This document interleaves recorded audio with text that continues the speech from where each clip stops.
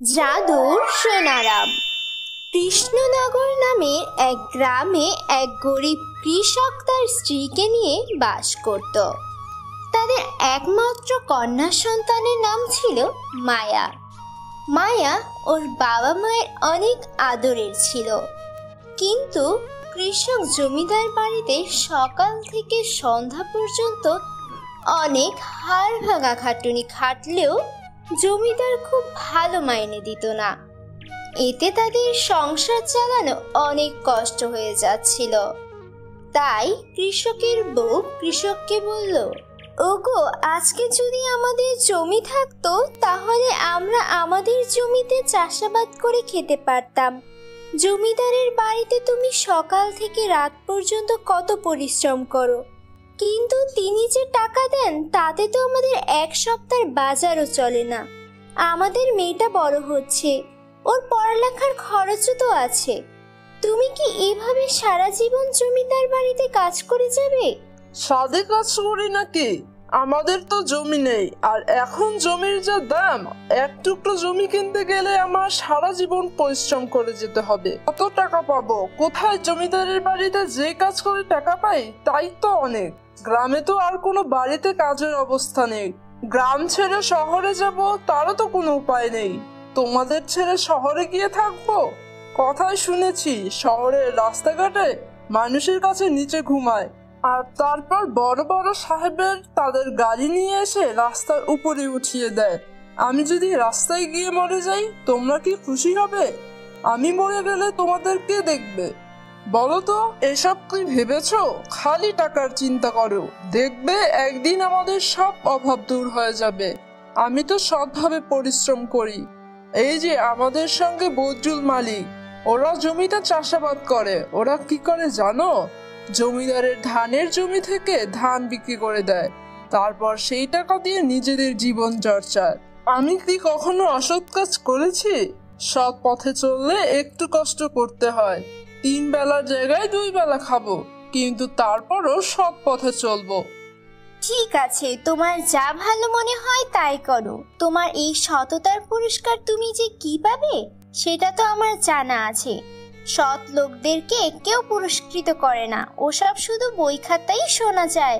সৎ লোকেরা সবসময় কষ্ট করে যায়। দেখবে আমাদের মেয়েটাকে পড়াশোনাও করাতে পারবো না, ওকে মানুষ করাতে পারবো না, আর আমাদের মতো ও এমন গরিবদের জীবন যাপন করবে।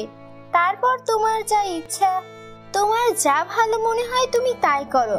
আমি আর তোমাকে কিছু বলতে যাব না, বলতে গেলে এতটা লেকচার দিয়ে দিবা।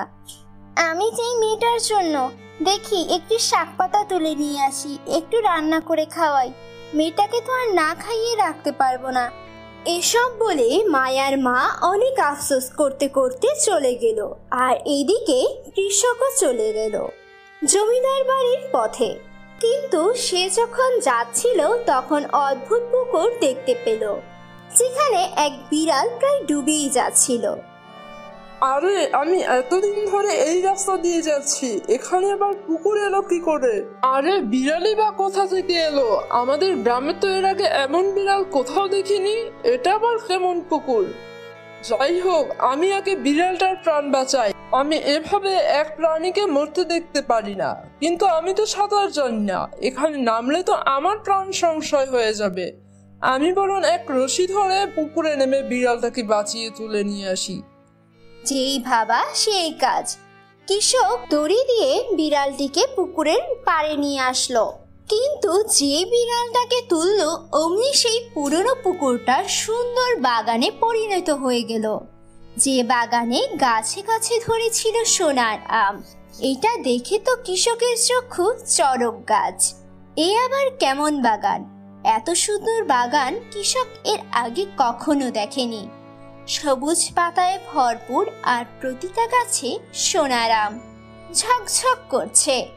এটা তো আমের মৌসুম, কিন্তু সোনার আম তো কখনো সে দেখেনি।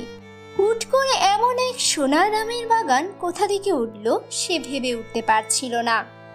ভয় পেতে লাগলো, এটা আবার কোনো ডাইনির চালাতো নাকি? সে কি কোনো ডাইনির কবলে পড়ল? হায় হায়, এবার তার ছেলে মেয়েদের কি হবে? তার বউ বাচ্চাকে রেখে এসেছে, এবার বুঝি তাকে এভাবেই মরতে হবে। এসব ভেবে কৃষক অনেক চিন্তায় পড়ে যায় আর সেখান থেকে পালানোর জন্য দৌড় দিতে নিবে। তখনই সেখানে পরী প্রকট হয় আর হাসতে হাসতে বলে, আরে কৃষক, তুমি কি সব ভাবছো? ডাইনি কেন আসবে? এখানে কোনো ডাইনি নেই। তবে হ্যাঁ, এটা এক মায়াবী বাগান। তুমি এই বিড়ালটাকে বাঁচিয়েছো। তুমি আমাদের পরীক্ষায় উত্তীর্ণ হয়েছো। আমি তোমার পরীক্ষা নিচ্ছিলাম। তুমি তোমার স্ত্রীর সঙ্গে একটু আগে যে কথাগুলো বলেছিলে, আমি তখন তোমার বাড়ির উপর দিয়ে উড়ে যাচ্ছিলাম। তোমার কথাগুলো আমার খুব ভালো লেগেছে। তুমি অনেক গরিব, কিন্তু তোমার মধ্যে অনেক সততা। তুমি দরিদ্রের মধ্যে থাকতে চাইছো, কিন্তু তবুও অসৎ কাজ করতে চাইছো না। ওই জমিদার সত্যি তোমার সঙ্গে অন্যায় করে। তুমি অনেক পরিশ্রম করো, কিন্তু তারপরও তুমি সৎ পথে থেকে তোমার জীবন কাটাচ্ছ। তাই তো আমি তোমার একটা পরীক্ষা নিয়েছিলাম যে তুমি যা বলো তার সঙ্গে তোমার কাজের মিল আছে কিনা। এই দেখো, তুমি কেমন বিড়ালটাকে বাঁচানোর জন্য নিজের জীবনটাকে ঝুঁকিতে ফেলেছো। এটা হলো আমাদের জাদুর মায়াবী সোনার আমের বাগান। এটা এখন থেকে তোমার। যত ইচ্ছে তত সোনার আম তুমি তুলে নাও, আর সেগুলো তুমি বাজারে বিক্রি করে নিজের জন্য জমি কিনে সেখানে চাষাবাদ করতে থাকো। আশা করি তোমার আর কোনো কষ্ট থাকবে না। এসব কি? আমি কি স্বপ্ন দেখছি নাকি? এসব কি সত্যি হতে পারে? না না, আমাকে পালাতে হবে। আরে কৃষক, তুমি দেখছি মস্ত বোকা। তুমি দিন দুপুরের স্বপ্ন কিভাবে দেখবে? এটা সত্যি। এই নাও এক ঝুড়ি আম। তুমি তোমার স্ত্রীকে নিয়ে এই আমগুলো দাও, তাহলে বুঝতে পারবে এটা স্বপ্ন নাকি সত্যি। এখন আমাকে পরীরাজ্যে ফিরে যেতে হবে। প্রতি মাসে আমি পরীরাজ্য থেকে ঘুরতে আসি আর যে কোনো একজন সৎ মানুষকে পুরস্কৃত করি। তবে হ্যাঁ, তুমি এভাবেই সারা জীবন সততার সাথে কাজ করো। কখনো সোনার লোভ করো না, তাহলে তোমার ধন সম্পদ সব কিন্তু আবারও চলে যাবে। এই বলে পরে সেখান থেকে উধাও হয়ে গেল।